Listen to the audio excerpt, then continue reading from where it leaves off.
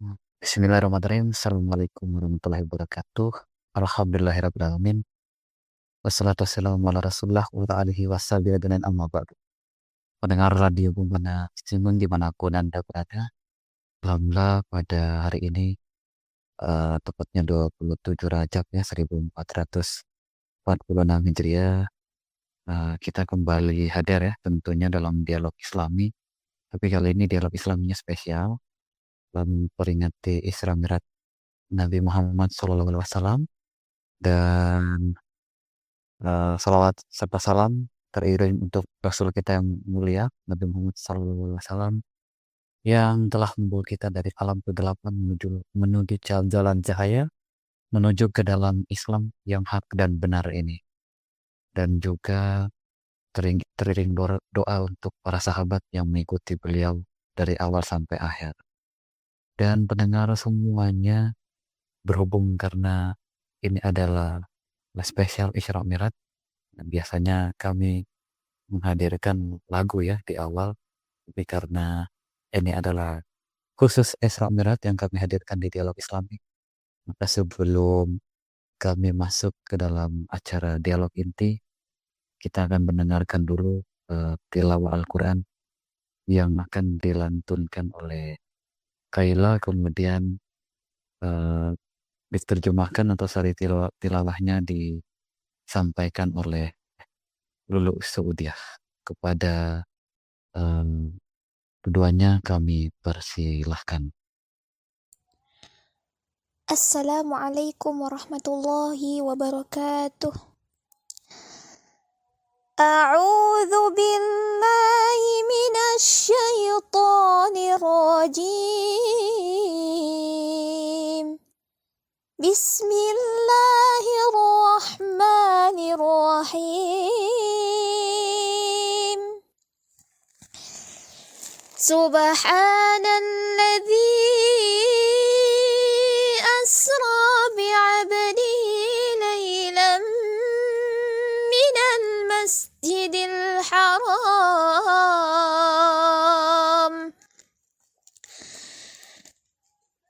المسجد الحرام إلى المسجد الأقصى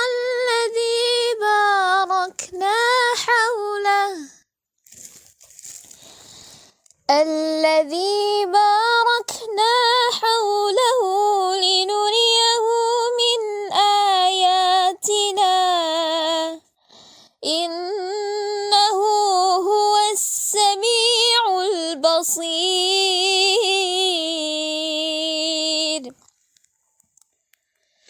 وآتينا موسى الكتاب وجعلناه هدى لبني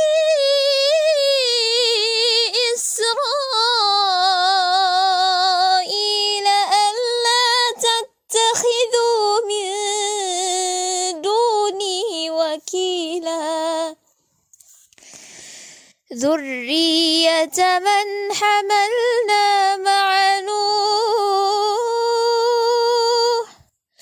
إنه كان عبدا شكورا.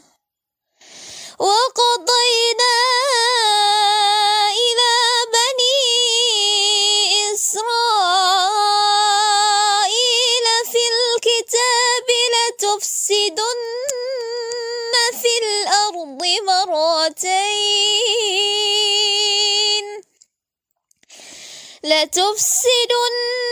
في الأرض مرتين ولتعلن علوا كبيرا. فإذا جاء وعد أولاهما بعثنا عليكم عبادا لنا أولي بأس شديد فجاسوا خلال الديار وكان وعدا مفعولا. صدق الله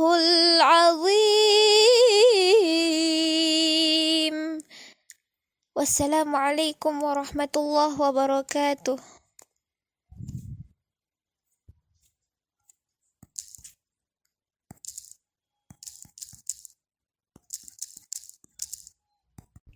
Aku berlindung kepada Allah dari godaan syaitan yang terkutuk dengan menyebut nama Allah yang Maha Pengasih, Maha Penyayang. Maha suci Allah yang telah memperjalankan hambanya, Muhammad, pada malam hari dari Masjidil Haram ke Masjidil Aqsa, yang telah kami berkahi sekelilingnya agar kami perlihatkan kepadanya sebagian tanda-tanda kebesaran kami. Sesungguhnya Dia Maha mendengar, Maha melihat. Dan kami berikan kepada Musa kitab Taurat, dan kami jadikannya petunjuk bagi Bani Israel dengan firman, "Janganlah kamu mengambil pelindung selain aku, wahai keturunan orang yang kami bawa bersama Nuh. Sesungguhnya dia Nuh adalah hamba Allah yang banyak bersyukur."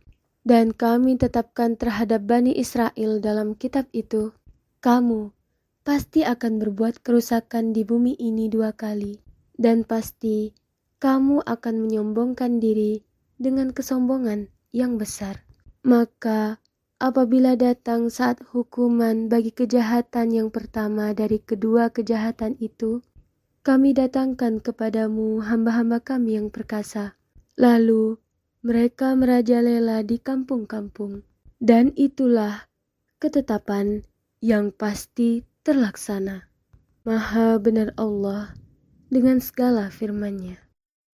Baik pendengar dimanapun Anda berada, itu dia tadi tilawah Al-Quran yang sangat merdu sekali yang dilantunkan oleh Kaila, yang juga beliau ini adalah juara dari salah satu kompetisi yang hadir di setiap bulan Ramadannya di salah satu televisi. Dan juga tadi sari tilawah yang disampaikan dari Lulu Sudiah.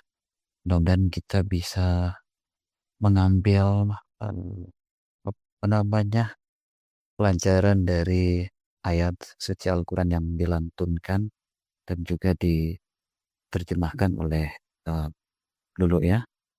Baik ayat yang dilantunkan oleh Kailah sendiri oleh Lulu bisa mudah-mudahan bisa membawa manfaat untuk kita semua, karena di sini diceritakan bagaimana Allah Subhanahu wa taala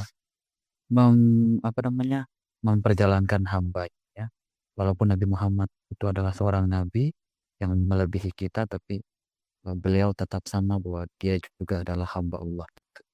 Baik, setelah tilawah Al-Quran dari Lulu Kaila dan juga dari tilawah dari Lulu, kita akan mendengarkan sedikit tausiah ya dari yang biasa ada bersama saya, yaitu Munafri Masran. Tapi sebelum beliau memberikan tausiah, saya sapa dulu saya sapa dulu beliau pada malam ini. Selamat malam, assalamualaikum warahmatullahi wabarakatuh.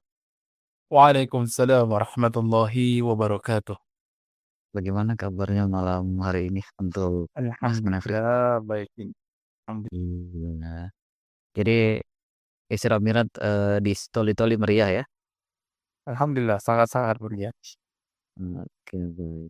Oke, Mas Munafri mungkin langsung saja memberikan sedikit tausiahnya di acara Dialog Islami spesial di malam hari ini ya.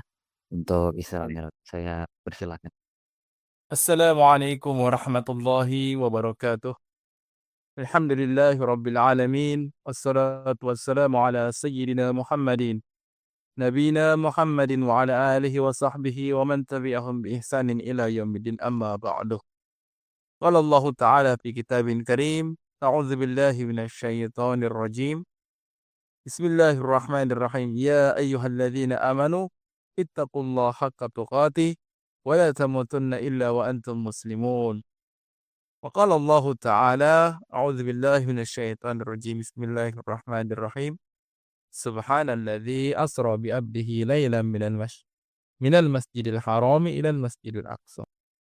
Pendengar radio Bombana Streaming di mana saja berada, kaum muslimin dan muslimat yang insyaallah diberkahi dan dirahmati oleh Allah Subhanahu wa taala. Puji syukur kehadirat Allah Subhanahu wa taala karena pada kesempatan kali ini kita semua dapat bisa eh, mendengarkan kembali, mempelajari kembali agama Allah Subhanahu wa taala. Terkhusus kita membahas tentang Isra Mi'raj.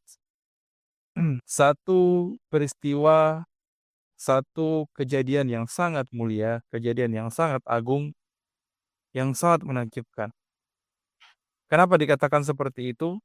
Karena peristiwa ini adalah merupakan peristiwa yang sangat besar, yang menunjukkan akan kekuasaan Allah Subhanahu wa taala yang begitu luas. Kenapa kita berbicara masalah kekuasaan Allah Subhanahu wa taala? Kita bercerita tentang bagaimana Nabi kita Muhammad sallallahu alaihi wasallam diperjalankan oleh Allah Subhanahu wa taala. Sesuai dengan apa yang telah dibacakan tadi oleh Ukhtina Kailah, diterjemahkan oleh Sari Tilawah Ukhtina Lulu Saudiyah, bahwa di mana Allah Subhanahu wa taala memperjalankan hamba-hambanya, memperjalankan Nabi kita Muhammad sallallahu alaihi wasallam ya. Subhanalladzi asra bi 'abdihi lailan minal masjidil haram ya, ilal masjidil aqsa. Maha suci Allah yang telah memperjalankan hambanya, yaitu Nabi kita Muhammad sallallahu alaihi wasallam dari Masjidil Haram ke Masjidil Aqsa, lalu kemudian naik ke langit. Itu adalah merupakan satu wujud dari kekuasaan Allah Subhanahu wa taala yang tak terbatas. Zaman dahulu belum ada yang namanya pesawat terbang, belum ada yang namanya helikopter. Bahkan kalaupun ada seperti sekarang ini, untuk pergi ke angkasa yang begitu tinggi itu memerlukan waktu berbulan-bulan. Bahkan ada sampai ceritanya yang pergi berbulan-bulan baru bisa sampai ke atas gitu. Untuk meneliti gitu kan, para ilmuwan biasanya kan, yang pergi ke atas meneliti sampai berbulan-bulan pergi. Tapi Nabi kita Muhammad sallallahu alaihi wasallam itu hanya dalam satu malam saja. Bukan hanya pergi tapi pulang. Ya. Malam itu pergi dan malam itu juga pulang. Malam itu pergi naik ke langit dan malam itu pula turun ke bumi. Nah, jadi kita ini sebagai hamba Allah Subhanahu wa taala yang beriman kepada Allah, disinilah kita menyaksikan betapa luasnya kekuasaan Allah Subhanahu wa taala. Dan Isra Mi'raj ini sendiri sebenarnya bukan hanya berkaitan dengan perjalanan fisik seseorang. Bukan hanya berkaitan dengan perjalanan fisik Nabi kita Muhammad sallallahu alaihi wasallam, akan tetapi juga berkaitan dengan perjalanan spiritual, perjalanan rohani Nabi kita Muhammad sallallahu alaihi wasallam. Maka disinilah perlunya kita memperhatikan sebenarnya apa sebenarnya isi daripada Isra Mi'raj ini. Coba kita sedikit bercerita tentang pengalaman-pengalaman yang didapatkan oleh Nabi kita Muhammad sallallahu alaihi wasallam, di mana ketika dia sampai ke Masjidil Aqsa itu, beliau memimpin salat.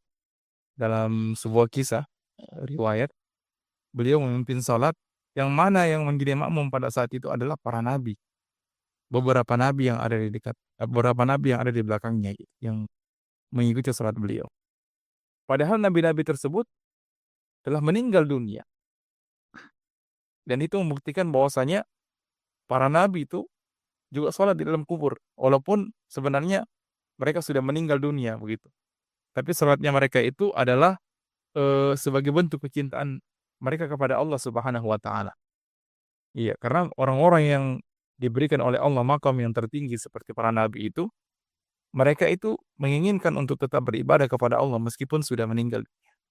Dan ini beribadahnya bukan kayak kita ya, harus wajib ini berdasarkan syariat wajib ini kan. Tapi memang mereka beribadah memang betul-betul sudah sukarela istilahnya, atas keikhlasan mereka sendiri kepada Allah Subhanahu wa taala. Kemudian setelah itu mereka dibawa ke langit, Nabi kita Muhammad sallallahu alaihi wasallam dibawa ke langit, dinaikkan ke langit sampai ke Sidratul Muntaha. Beliau bertemu dengan para nabi, bertemu dengan Nabi Ibrahim, bertemu dengan Nabi Musa, bahkan juga bertemu dengan Nabi Isa, seperti yang dikisahkan. Namun ada sesuatu yang sangat ajib sekali mengenai kisah tentang Nabi Musa alaihi salam, di mana ketika Nabi kita Muhammad sallallahu alaihi wasallam ketika dia bertemu dengan Allah Subhanahu wa taala di Sidratul Muntaha, di mana Allah Subhanahu wa taala betul-betul itu pertemuannya dengan Nabi Muhammad itu betul-betul pertemuan yang sangat indah. Pertemuan antara seorang hamba dengan Robnya, seorang hamba dengan Tuhannya. Ada satu hal yang sangat ingin saya sampaikan di saat pertemuan Allah Subhanahu wa taala sebelum kita bahas masalah Nabi Musa. Karena sebelum saya ceritakan ini pasti akan ke situ dulu arahnya. Tentang eee, pertemuan Allah Subhanahu wa taala dengan Nabi kita Muhammad sallallahu alaihi wasallam. Di mana Allah Subhanahu wa taala mengucapkan, "Assalamu alayka ayyuhan nabiyyu." Jadi di dalam tasyahud itu, "Assalamu alayka ayyuhan nabiyyu" itu terkait dengan apa yang sempat ucapkan oleh Allah Subhanahu wa taala kepada hambanya yaitu Nabi kita Muhammad SAW ketika bertemu dengan, Nabi kita Muhammad SAW. Artinya apa maksudnya itu? Keselamatan untukmu, wahai kekasihku, ya Rasulullah sallallahu alaihi wasallam. Tapi ketika itu apakah Rasulullah langsung mengaminkan saja tanpa mengatakan apa-apa lagi? Tidak. Rasulullah sudah bertemu dengan Allah Subhanahu wa taala tapi masih mengingat sesuatu. Apa yang dia ingat? Ketika Nabi mengatakan, "Assalamu alayna wa ala ibadis sholihin." Keselamatan untukku dan juga orang-orang yang soleh, yang mengikutiku maksudnya. Di sini Nabi kita Muhammad SAW masih mengingat umatnya. Coba lihat. Nabi kita telah mendapatkan kebahagiaan yang sangat besar, kenikmatan yang sangat luas. Puncak kenikmatan yang lebih nikmat daripada mendapatkan surga dan seisinya, yaitu bertemu dengan Allah Subhanahu wa taala. Dan Allah sudah mengungkapkan keridhaannya. Bahkan Allah mengucapkan keselamatan kepada Nabi Muhammad. Tapi tidak cukup sampai situ. Nabi Muhammad mengatakan apa? Orang-orangku juga ya Allah. Begitu maksudnya istilahnya kan.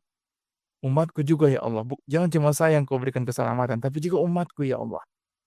Jangan cuma salam itu kepada saya, tapi juga kepada umatku. Ini menunjukkan akan kecintaan Nabi kita Muhammad SAW kepada kita.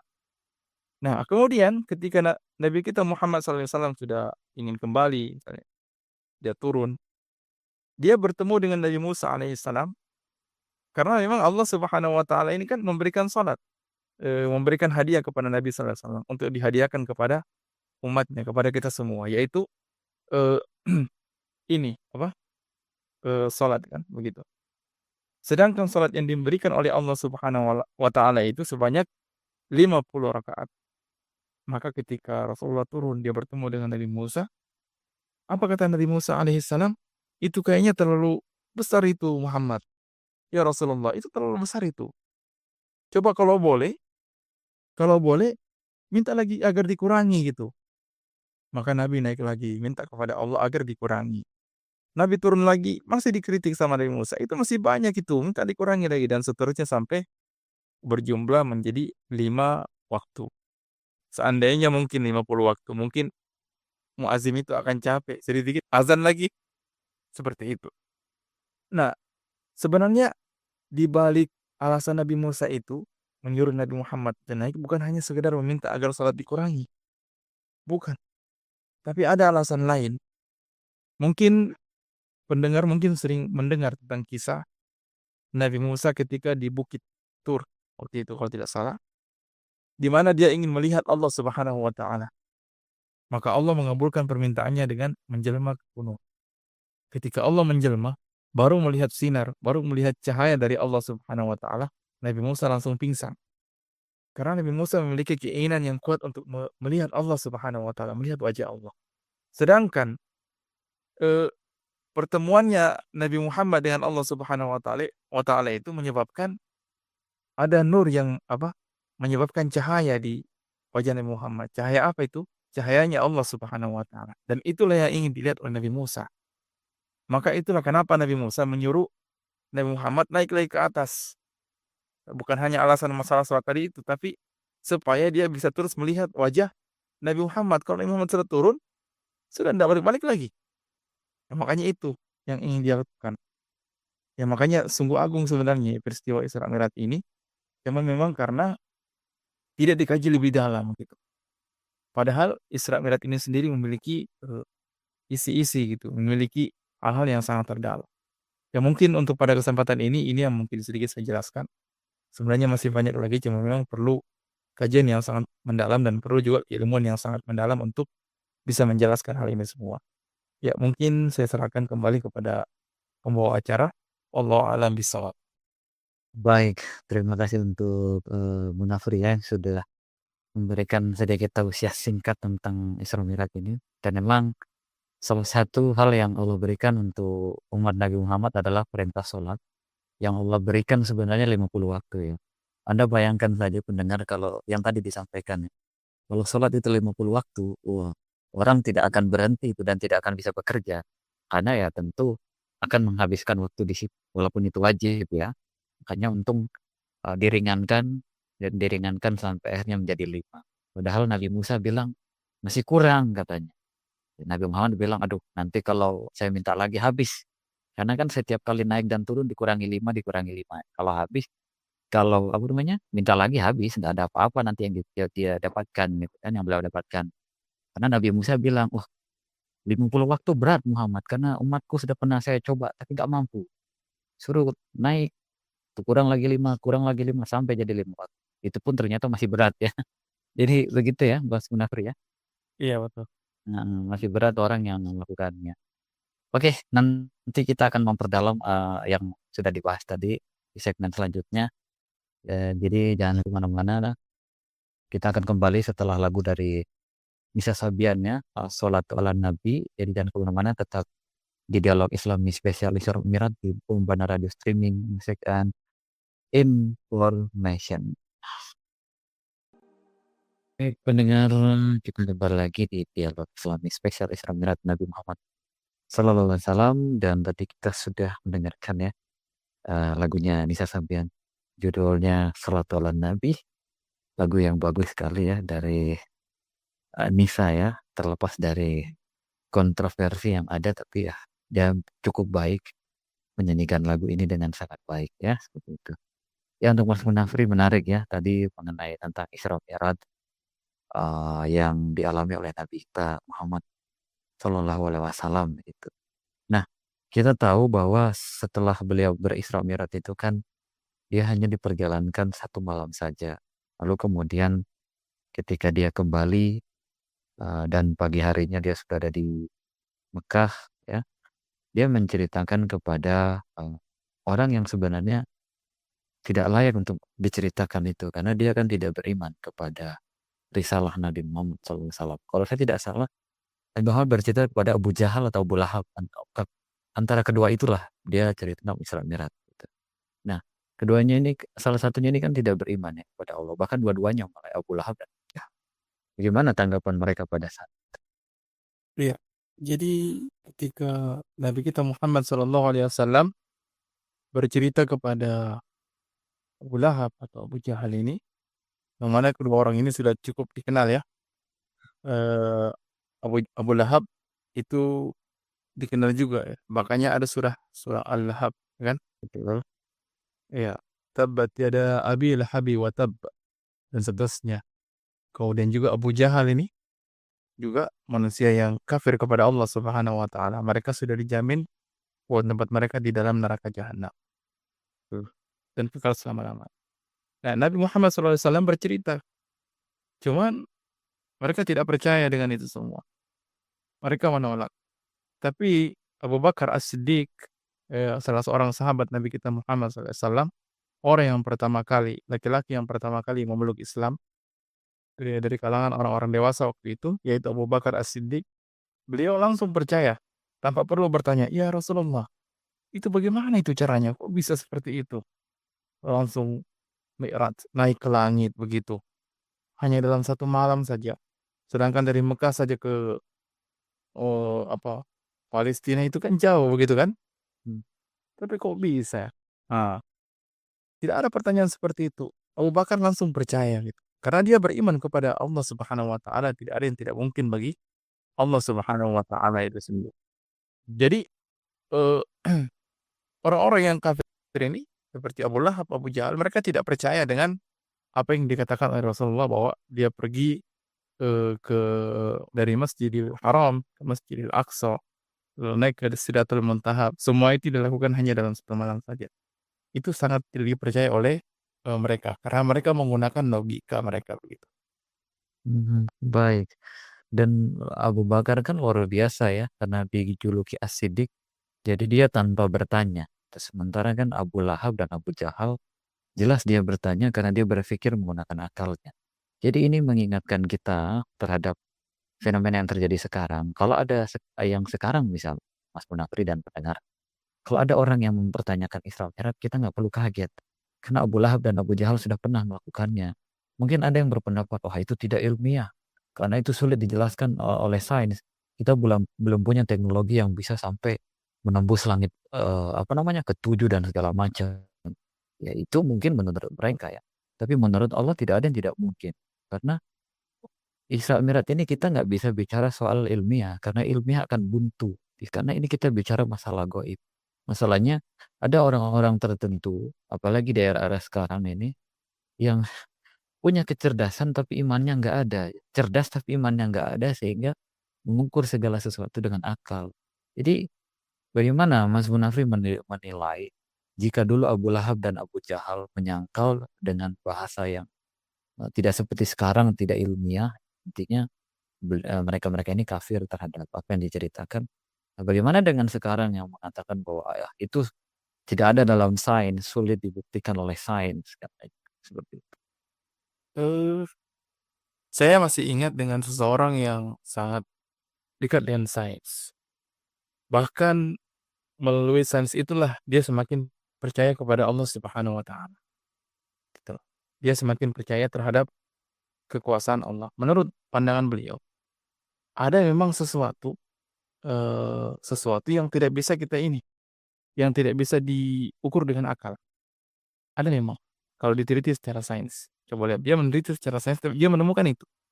Ada hal-hal yang memang kadang tidak bisa diteliti dengan akal kita. Dan itulah mungkin yang dimaksud menurut dia seperti keajaiban-keajaiban dan sebagainya, hal-hal yang di luar nalar gitu. Maka dia percaya bisa saja Isra Mi'raj atau apapun itu bisa terjadi. Makanya saya katakan orang yang mereka tidak percaya itu karena lebih dekat dengan sains, saya katakan mereka harus lebih mendalami sains secara mendalam gitu. Karena banyak orang-orang yang mengenal pelajaran sains. Saya jujur sendiri, saya tidak terlalu mendalami ilmu sains. Tapi saya sering dekat dengan orang-orang yang memiliki ilmu tersebut, yang pernah mendalami sains. Mereka, apa kata mereka? Kalau kau mau menemukan kebenaran tentang Allah Subhanahu wa taala, kau bisa cari melalui sains. Karena mereka sudah mendalami bagaimana sains itu sendiri. Jadi sebenarnya bagi mereka yang belum percaya, tidak percaya karena lebih mengutamakan sains misalnya, itu menurut saya hanyalah orang yang sok dengan sains gitu. Dia harus lebih mendalami lagi ilmu sains itu seperti apa. Seperti sehingga tidak salah gitu. Gitu. Nah, Iya. Dan menurut saya ya Mas Munafri dan pendengar, kita kan teknologi itu kan terus berkembang ya dari masa ke masa.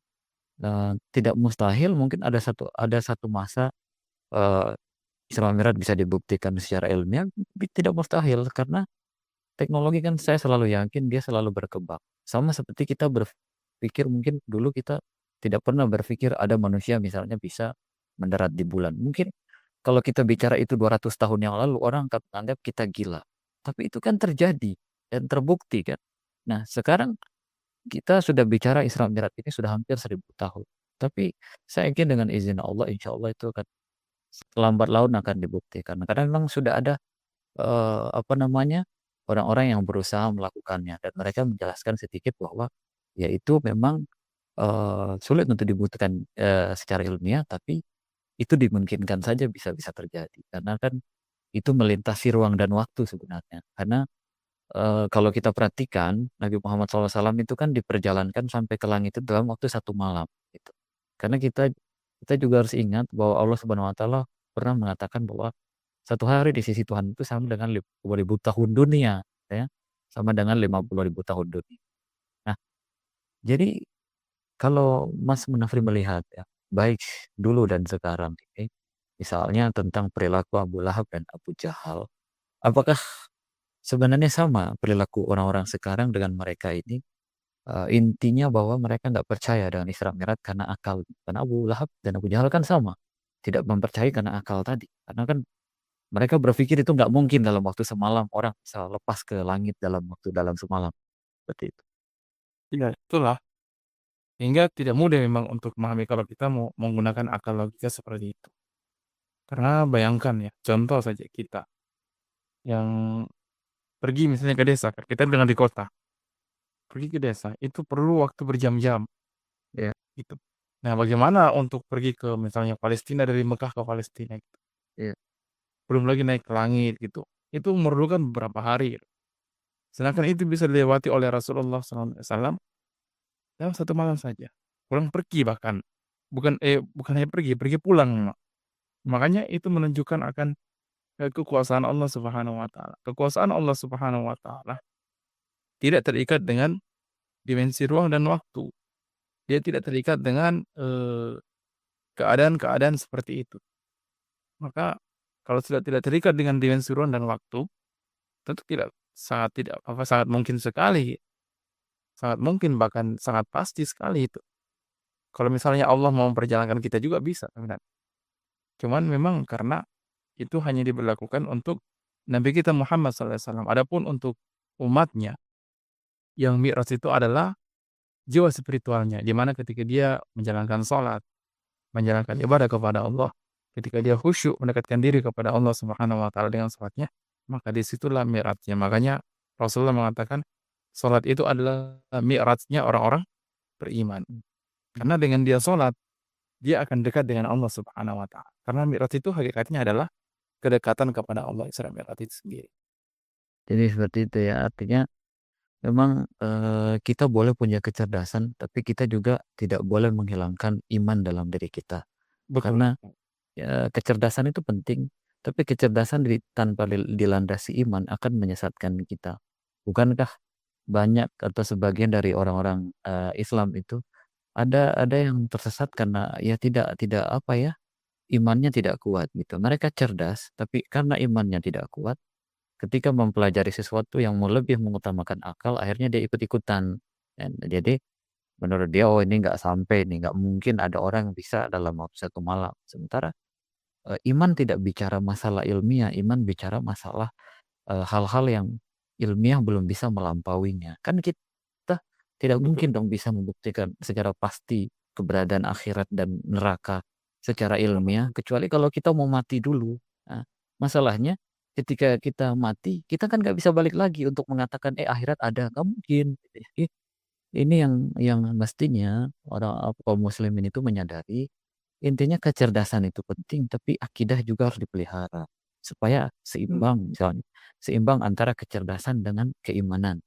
Jangan sampai kita lihat ada orang yang cerdas ya, tapi dia Islam, tapi kecerdasannya tidak membantu dia untuk memahami Islam, malah semakin jauh dari Islam. Nah, ini yang akan menjadi masalah gitu kan.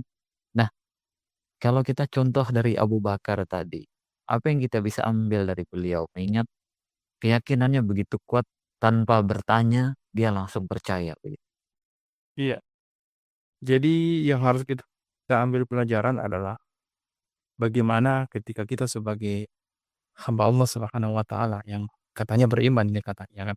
Kalau kita mengaku diri kita beriman, mengaku diri kita muslim, maka kita harus buktikan dengan cara ketika kita mendapatkan satu hal yang mungkin di luar nalar kita, Ya, yang mana kisah itu memang sahih misalnya, sahih, dan kita harus yakini itu berarti, kita harus imani itu. Seperti yang terdapat dalam Al-Quran, misalnya kisah Nabi Sulaiman, dia berbicara dengan hewan. Mungkin orang berpikir, bagaimana caranya dia bisa mengerti bahasa hewan, yang mana hewan itu tidak berbahasa seperti manusia gitu kan? Atau mungkin istana yang dipindahkan gitu. Gitu loh. Bagaimana mungkin itu bisa terjadi? Nah, kalau kita mau menggunakan akal logika, kita tidak akan bisa itu. Pasti kita akan bertanya dalam hati, bagaimana mungkin bisa seperti itu? Tapi untuk orang seperti Abu Bakar As-Siddiq, beliau tidak mempertanyakan itu. Beliau langsung percaya saja tanpa perlu bertanya bagaimana caranya itu ya Rasulullah. Nah, ini yang harus kita contoh sebagai seorang muslim. Bagaimana kita beriman kepada Allah Subhanahu wa taala, ya, dengan apa yang diperintahkan, beriman bahwasanya ini dilarang. Sehingga kita tidak perlu lagi mempertanyakan, "Ya Allah, kenapa ini dilarang ya? Kenapa ini diharamkan? Apa sebabnya dan bagaimana?" Nggak perlu. Kita sebagai hamba ini hanyalah, sami'na wa ata'na, mendengar dan taat. Bukan sami'na wa asaina, seperti itu. Kalau Iya, kita mengambil dan pelajaran tadi. dan konsep yang diambil Abu Bakar kan itu tadi, sami'na wa ata'na. Bahkan Iya, umi ada. ketika sahabat-sahabat lain itu diceritakan Isra Mi'raj kan sebagian, mulai ragu, tapi mereka meyakini bahwa ini nabi, nggak mungkin bohong. Makanya Abu Bakar memperkuat keyakinan mereka-mereka dengan mengatakan begini, perkataan yang menarik menurut saya, dia bilang bahwa kalau, dia katakan begini, "Dengar orang-orang Quraisy, kalau seandainya di hadapan saya ada tembok warnanya hitam, lalu Nabi Muhammad mengatakan putih, maka saya akan bohongkan mata saya dan saya akan mengatakan, 'Oh ya, putih, bukan hitam, mata saya yang salah.' Itu menandakan ketaatan dia kepada Nabi Muhammad SAW sampai matanya sendiri pun dia bohongkan itu, bahwa ya kalau Nabi Muhammad berbicara sesuatu yang turun, saya percaya, apalagi sesuatu yang naik, ya saya lebih percaya lagi. Bicara soal Nabi Sulaiman yang bicara dengan binatang, ya saya lebih percaya lagi. Itulah sebabnya Abu Bakar itu digelari As-Siddiq. Dia ketika masuk Islam itu tidak bertanya, macam-macam, bagaimana nanti, karena dia ini kan termasuk orang besar ya di Mekah, orang kayanya Mekah, pengusaha besar di Mekah ya, kepala suku ya, tidak main-main Abu Bakar ini kepala suku juga. Tapi dia nggak pernah tanya, "Nanti kalau jadi Islam saya gimana?" Dia langsung, "Bagaimana caranya masuk Islam, ya Muhammad?" Ucapkan syahadat dan beliau langsung ucapkan. Sementara kan sahabat-sahabat lain kayak Umar mikir dulu nih, Utsman masih bertanya, Ali pun juga, Sa'ad bin Abi Waqqas dan 10 Nggak mereka masih masih banget saya tanya, masih bertanya, tapi Abu Bakar tidak. Dia langsung bersyahadat, kepada Rasulullah SAW dan beriman kepada Allah. Makanya sebenarnya ini hal yang paling luar biasa dan ini yang patut kita contoh dari beliau. Baik, Mas Munafri ya, kita jeda dulu ya untuk dilanjut di segmen, mungkin segmen yang terakhir ya untuk acara kita pada malam hari ini. Jadi jangan kemana-mana, kita akan kembali lagi setelah lagu berikutnya. Jadi tetap di Bombana Radio Streaming Musik and Information.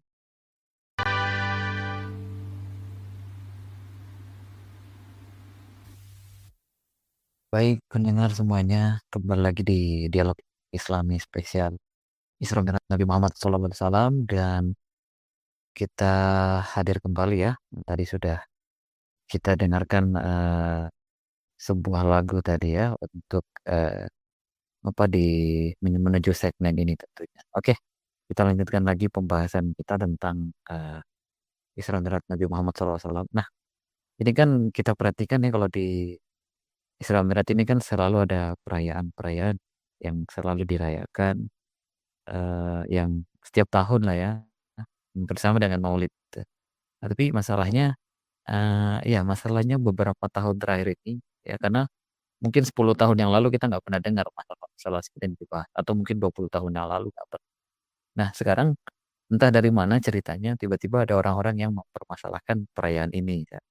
Dikatakan tidak ada contoh, tidak ada dalil, bahkan pakai prinsip ada dalil kita kerjakan, tidak ada dalil kita tidak kerja.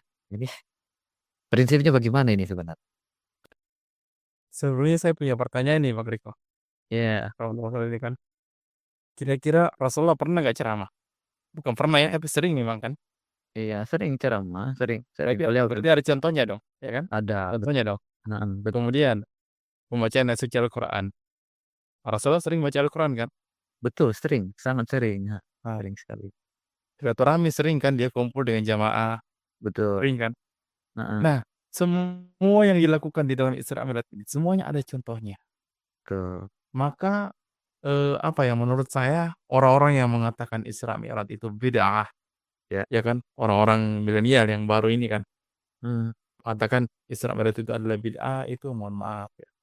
Coba lihat dulu, apa sih tujuan diadakan acara Isra Mi'raj seperti ini?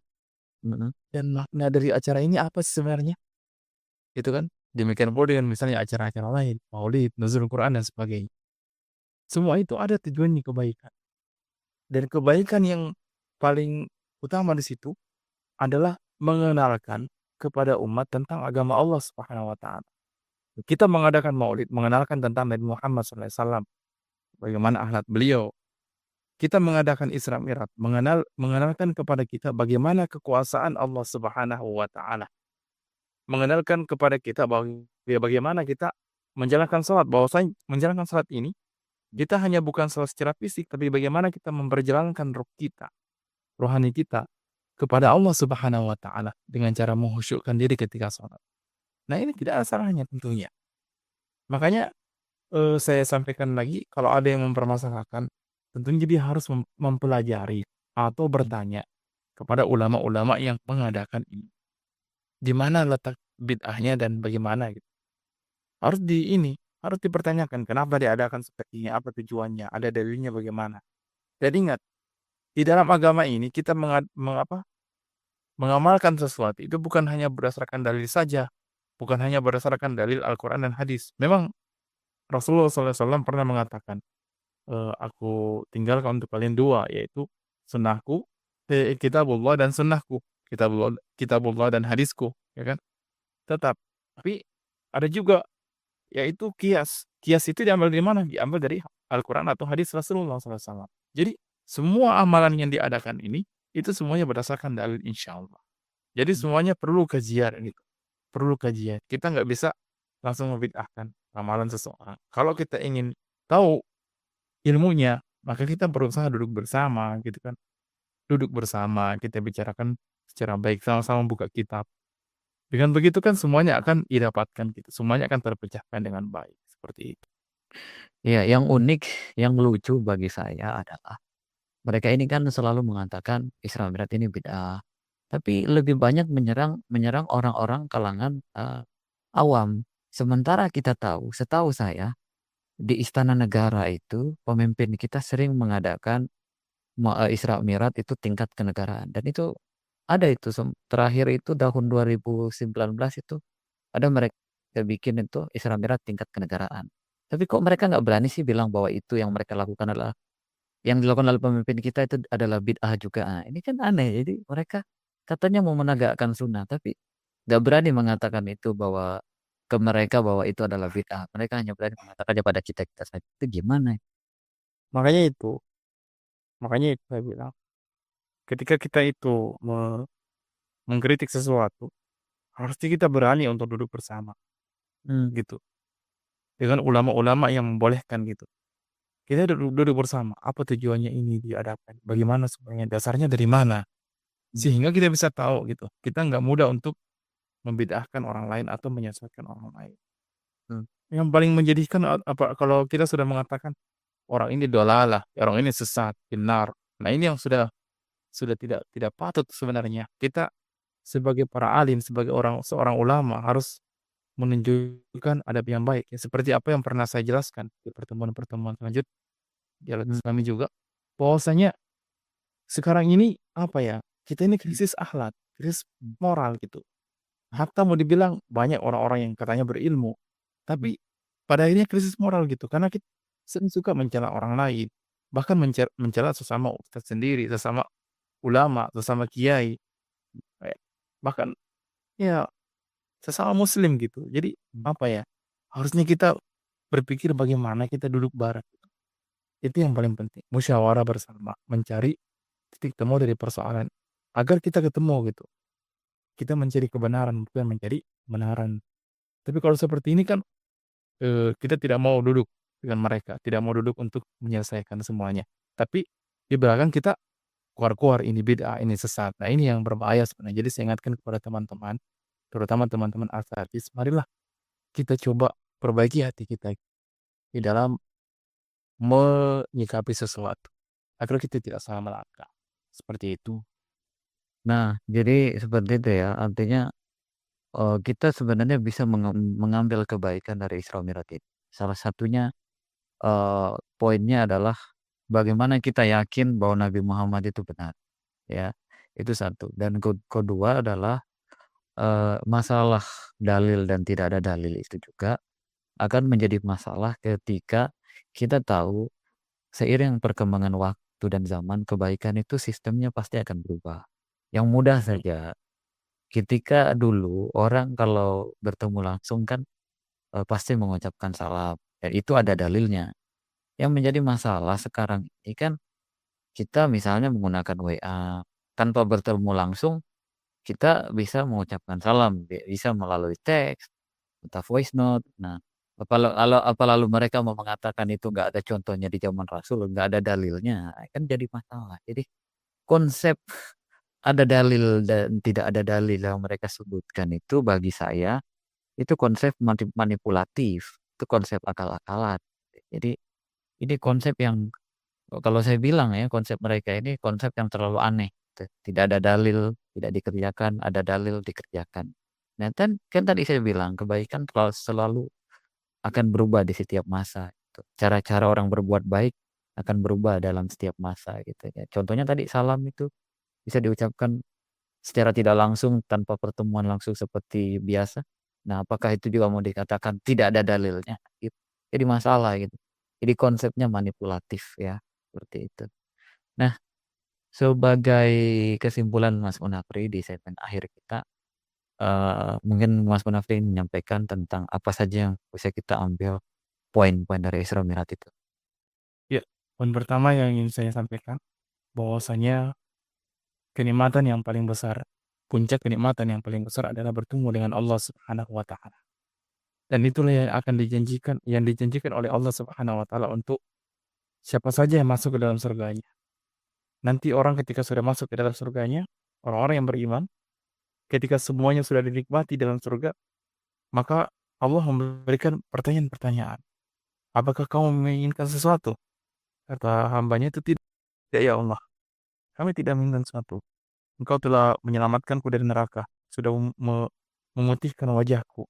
Apa lagi sebenarnya? Allah bertanya itu kalau tidak salah sampai 3 kali. Lalu mereka tetap mengatakan tidak. Maka Allah menyingkat hijab yang menjadi penghalang antara dia dan makhluk. Dan terlihatlah wajah Allah Subhanahu wa Ta'ala yang mulia. Sehingga manusia pada saat itu sampai lupa dengan kenikmatan yang ada di surga yang dia miliki. Bidadari dan sebagainya yang indah-indah. Semuanya dilupakan.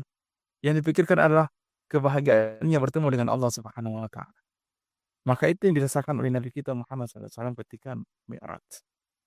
Makanya orang-orang yang Mi'raj jiwanya,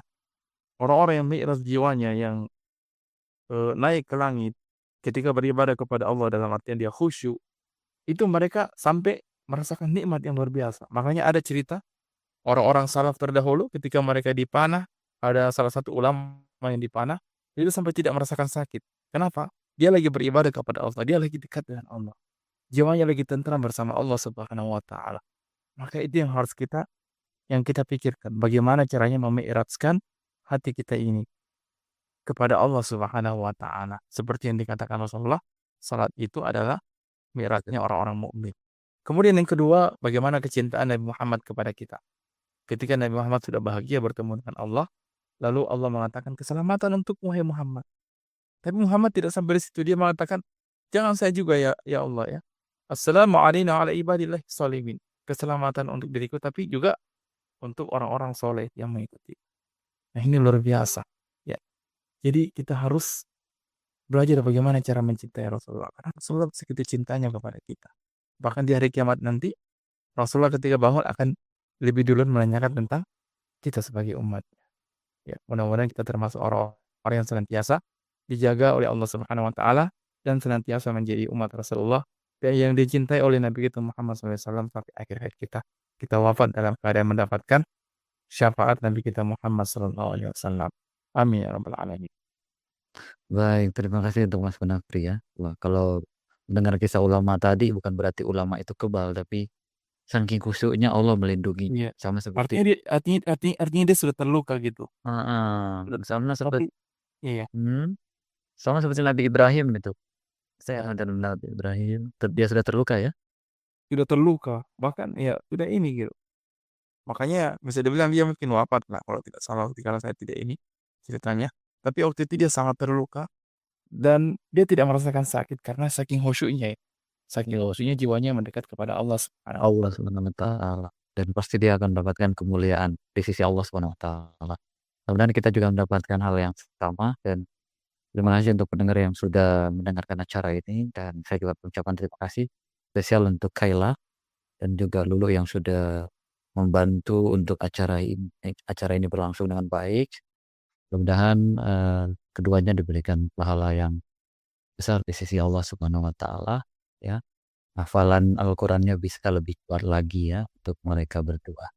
Dan untuk pendengar, saya ucapkan terima kasih. Mudah-mudahan acara ini bisa bermanfaat dan semakin menambah kecintaan kita kepada Nabi Muhammad SAW, dan kita berdoa karena ini sudah bulan Rajab. Insya Allah kita berdoa untuk Allah memberikan kita panjang umur agar sampailah kita kepada bulan yang kita nantikan, bulan yang penuh berkah dan ampunan dan anugerah dari Allah, yaitu bulan suci Ramadan yang kita rindukan. Terima kasih untuk semua pendengar yang mendengarkan acara ini. Kami pamit. Subhanakallahumma bihamdika asyhadu an la ilaha illa anta astaghfiruka wa atubu ilaik. Assalamualaikum warahmatullahi wabarakatuh, dan selamat malam untuk semua pendengar. Waalaikumsalam.